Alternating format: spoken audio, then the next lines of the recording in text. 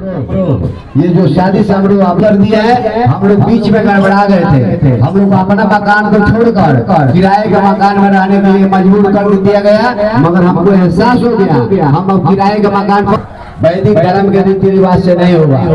ये संस्कार हिंदू धर्म के रीति रिवाज से नहीं होगा, ये रीति रिवाज से होगा, मानव धर्म के रीति रिवाज से होगा, संवैधानिक पद्धति से होगा और वैज्ञानिक तरीके अभी जिस प्रकार से देख रहे हैं कि बौद्ध रीति द्वारा जो है यहाँ पर आवाह विवाह बौद्ध धर्म रीति रिवाज से हुआ। और हम सीधे बात करते हैं दूल्हे से। परिचय क्या है? परिचय बताइए, नाम। मेरा नाम है राहुल कुमार पासवान। कहाँ से? भीमपट्टी, पोस्ट छोटकी इंजोर। गांव आपका? भीमपट्टी से। आपसे ये सवाल है कि जिस तरह से बौद्ध रीति द्वारा ये आपका विवाह हुआ, शादी हुआ, इस शादी को जो है किस रूप में देखते हैं? बहुत अच्छा। लोगों को क्या संदेश देना? लोग यही संदेश देना चाहते हैं कि हमारा जैसे शादी हुआ वैसे रीति रिवाज से शादी करें। जी, क्या ये लगता है कि पूर्णतः संवैधानिक है जो बाबा साहब डॉक्टर B.R. अम्बेडकर के द्वारा जो है संविधान में जिस तरह से, और जो बौद्ध धर्म रीति जो है पूरा जो है पहले की जो जिस तरह से शादी होती थी, क्या लगता है कि ये शादी जो है उसी प्रकार से है? हाँ बिल्कुल, पहले जैसे होता था उसी तरह हो रहा है। और लोग क्या संदेश दे रहे हैं? और लोग संदेश यही दे रहे हैं कि अच्छा विधि विधान से शादी हुई। नाम बता दीजिए। राहुल कुमार पासवान। क्या खासियत है इसमें? देखिए, सबसे पहले आपके और आपके चैनल को बहुत बहुत साधुवाद जी कि इस सुदूर ग्रामीण क्षेत्र में आकर आपने वाइड लेने का कार्य कर रहे हैं। यह कार्य जो है बहुत ही सराहनीय कार्य है। और यह शादी जो है संपन्न हुआ, आवाह विवाह संपन्न हुआ, ये बौद्ध रीति के द्वारा संपन्न हुआ। और यह रीति आज की रीति नहीं है, आज की संस्कृति नहीं है। यह संस्कृति 2588 ईसा पूर्व का जो है ये संस्कृति है। ये तथागत भगवान बुद्ध ने ये अपने समय में इस ढंग के शादी संपन्न कराकर ये लोगों को संदेश दिए थे कि यह जो है अंधकार, आडंबर और अंधविश्वास में नहीं बल्कि प्रत्यक्ष रूप में ये शादी संपन्न होना चाहिए, ताकि लड़का और लड़की दोनों एक दूसरे से देखें, सोचें, समझें, खुशहाल रहें, अपने जीवन को आगे की ओर बढ़ाने का कार्य करें। पूर्व में जिस तरह से बौद्ध रीति द्वारा इस तरह की शादी होती थी, लेकिन बीच में जो है ये गायब हो गया, ये कैसे?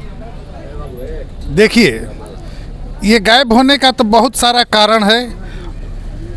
जो लोग इस रीति को विलोपित कर दिए और अपनी संस्कृति को यहाँ पर उजागर कर दिए, इसलिए कि हमारे जो पूर्वज थे वो उतना पढ़े लिखे नहीं थे, लेकिन जो लोग पढ़े लिखे थे उनको ये जो है अंधकार में डालकर गोबर को गणेश बनाकर या तरह तरह की बातें को रख करके उन्हें पुजवाने लगे और अपनी संस्कृति को, जो सरमेड़ संस्कृति है, उसको ये दबा दिए, नीचे कर दिए और अपनी संस्कृति को ऊपर करके ये मैंने अपना शादी संपन्न शुरू कर दिए। लेकिन आज के दिन में जो है इसका श्रेय जो है किसको दे रहे हैं, जो आज जो है नीचे से उभर कर ऊपर आ रहा है? श्रेय जो है, यह जो है आज का जो श्रेय है, यह ज्ञान का श्रेय है, विज्ञान का श्रेय है और साथ ही साथ ये तथागत बुद्ध और अंबेडकर साहब का श्रेय है, जिन्होंने अपने अधिकार और कर्तव्य के प्रति लोगों को जागरूक करने का प्रयास किए। और यह संस्कृति जो है विलोपित हो गई थी, लेकिन बाबा साहब आकर इस संस्कृति को उजागर किए और हमारे समाज में ऐसी मैंने आवाज़ दिए कि इसी संस्कृति से आप लोगों का उत्थान होगा, विकास होगा। ये संस्कृति जो है बौद्ध संस्कृति है, ये धम्म संस्कृति है, धर्म संस्कृति नहीं है। धम्म संस्कृति और धर्म संस्कृति में बहुतों का अंतर होता है। धर्म संस्कृति जो है एक दूसरे को समानता में देखती है और धर्म संस्कृति जो है विभिन्नता में देखती है, ऊंच नीच, जाति पात इत्यादि को इसलिए ये संस्कृति जो है श्रमण संस्कृति है। हम लोग धम्म के मानने वाले हैं, तथागत बुद्ध और बाबा साहब को मानने वाले हैं। इसलिए यह शादी जो है हो रहा है, गांव-गांव में हो, प्रत्येक जिले और कस्बे में हो। इसके लिए बहुत बहुत धन्यवाद, साधुवाद। भंते जी, आपसे एक सवाल ये रहेगा कि जिस तरह से यहाँ पर समर्पण और ये जो है जिस तरह से आप लोग जो वर और वधू को जो है जो समर्पित किए, ये जो है ये सर्टिफिकेट भी दिए, ये सर्टिफिकेट जो है कितना वैल्यूबल है? देखिए, यह सर्टिफिकेट जो है नाग संस्कृति बुद्ध विहार चैरिटेबल ट्रस्ट तथागत नगर कणसर के द्वारा प्रदान किया गया। यह संस्कृति रजिस्टर्ड संस्कृति है। अच्छा ना, इसका रजिस्ट्रेशन नंबर 11/2022 है और यह रजिस्ट्रेशन कोर्ट भी इसका माने वैल्यू देता है। कोर्ट भी जी, कोर्ट भी वैल्यू देता है। ये सारे उसमें अंकित है, सारा जो है डाटा है उसको भर दिया गया है। और यहाँ पर जो साक्ष्य के रूप में, यहाँ पर गवाह के रूप में जो हैं लोग, आप भी प्रत्यक्षदर्शी हैं, आप भी गवाह हैं। इसलिए उन सभी कॉलम को भरते हुए इनको सर्टिफिकेट प्रदान किया गया कि आने वाले भविष्य में किसी तरह का अगर अनहोनी होती है तो ये प्रमाण पत्र आपको साक्ष्य के रूप में, एविडेंस के रूप में आपको ताकत देगी, मजबूती देगी। और ये कागज़ जो है आपके लिए बहुत ही उपयोगी चीज़ है। बहुत धन्यवाद। हो गया आप आइए।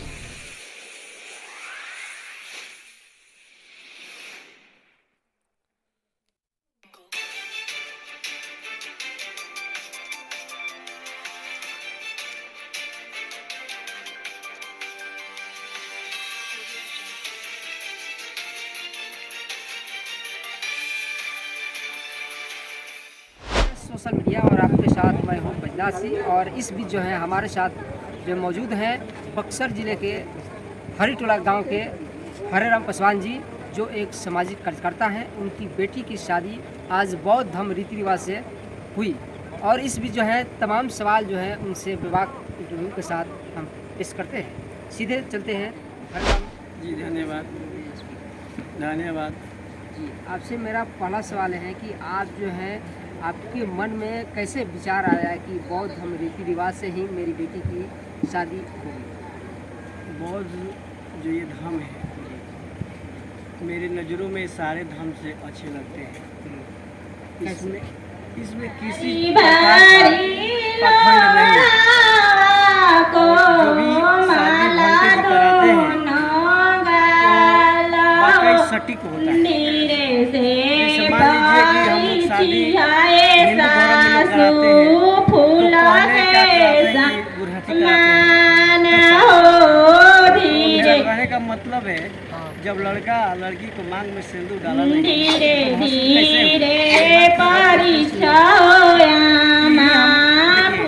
ये जो धर्म है, ये धर्म का कहनाम है कि पहले जानिए तब मानिए। तो मैंने इस बात को तर्क किया कि अभी लड़का लड़की को मांग में सिंदूर डाला नहीं तो वो लड़की भव हुई कैसे और ये भसुर हुआ कैसे। तो हमको ये जो हम बोल रहे हैं ये हिंदू धर्म में है और जो हम आज करा रहे हैं वो बौद्ध धर्म में है। पहले क्या हुआ कि लड़का शादी करेगा, इसके बाद गुरहथी होगा, तभी तो वो लड़की लड़का का पुत्री होगी। ये हमको रिवाज जो अच्छा लगा, इसलिए हम अपने बेटी की शादी बौद्ध धर्म से स्टेज पर सारे समाज के सामने कर रहे हैं। मेरा बेटी का नाम रूबी कुमारी है। जिसके साथ शादी उसका नाम राहुल कुमार है, जो ये बक्सर ही जिला में नैनी जो भीमपट्टी पड़ता है, वो वहीं से बारात हमारे गांव हरिटोला में आई है। आपकी बेटी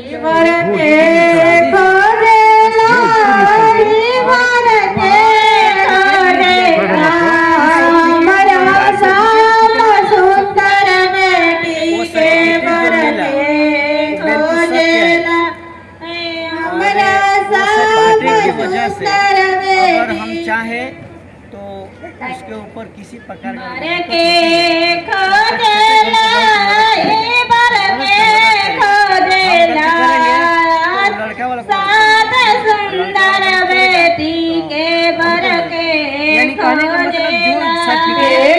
गोरी है नगीना संवैधानिक है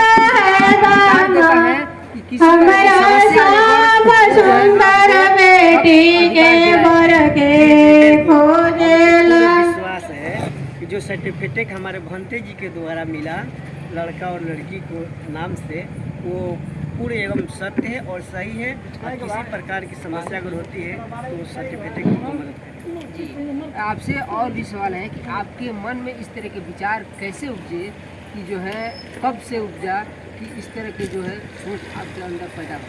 देखिए, आज से 2017 से मैंने बौद्ध धर्म के बारे में जाना, समझा, देखा और उसका उपाध्यक्ष हूँ। उसका जैसे है कि मान लीजिए कि मैंने ये बौद्ध धर्म के बारे में मैंने बहुत खंगाला, बहुत ऐसे ऐसे जो पुस्तकें हैं मैंने पढ़ा, बौद्ध धर्म का पुस्तक पढ़ा और हिंदुओं का पुस्तक पढ़ा, तो हमको धरती और आसमान के जैसे अंतर दिखा। तो मैंने कहा सोचा कि भाई ये तो इसमें और हिंदू में और बौद्ध में बहुत अंतर है। तो मैंने कहा कि 2017 से हिंदू धर्म त्याग कर मैंने बौद्ध धर्म अपनाया और बौद्ध धर्म का जो रीति रिवाज है हमको अच्छा लगा और इसलिए मैंने अपनी बेटी की शादी बौद्ध धर्म से की।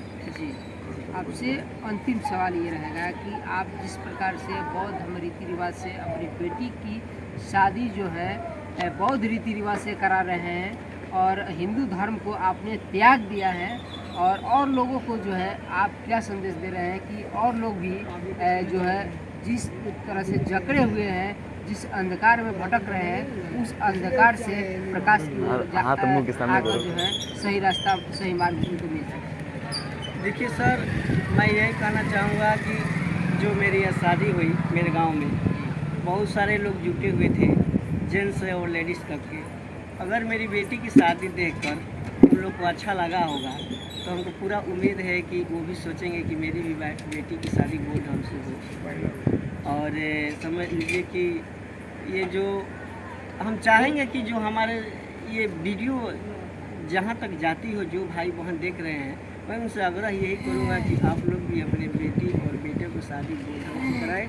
इससे अच्छा और कोई उपाय नहीं। चलिए, बहुत बहुत धन्यवाद।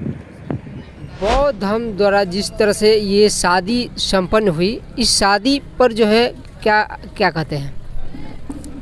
सबसे पहले ये एक परिवर्तन का लहर है और हम शुक्रगुजार हैं इन तमाम परिवारों का जो बाबा साहब अम्बेडकर का जो मिशन था, जो तथागत गौतम बुद्ध का जो सपना था, जो सम्राट अशोक चंद्रगुप्त मौर्य का जो विज़न था, अब वो धीरे धीरे कहीं ना कहीं वो पूरा होता हुआ दिखाई दे रहा है। इसका श्रेय किसको दे रहे हैं? ये पूरा का पूरा जो श्रेय है हमें लगता है कि उन बहुजन महापुरुषों को देंगे जिनके आहुति, जिनके बलिदान, जिनके संघर्षों का आज नतीजा है कि हमारे और आपके बीच से ऐसे लोग निकल रहे हैं जो उनके मूवमेंट को समझ रहे हैं। तो कहीं ना कहीं ये तमाम श्रेय हम बहुजन नायकों को देना चाहेंगे। ऐसा नहीं कहेंगे कि जो सोशल मीडिया की देन है, जो नीचे से उभर कर सामने आ रहा है? सोशल मीडिया एक प्लेटफॉर्म है और कहीं ना कहीं